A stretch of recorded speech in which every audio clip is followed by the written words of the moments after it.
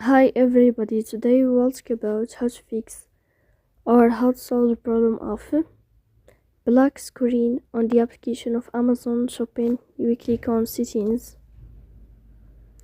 In this page you will enter to apps, default apps, app settings. In this page you will go to above, you will search about Amazon Shopping and you will click. Here in this page of app info you will click on first stop and you will click OK. Then you will enter to the window of storage. Here you will click on clear cache.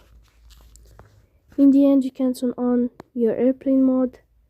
You will wait a moment to turn off your airplane mode again to fix that problem. So please don't forget to support us by like and subscribe. See you next time in another video.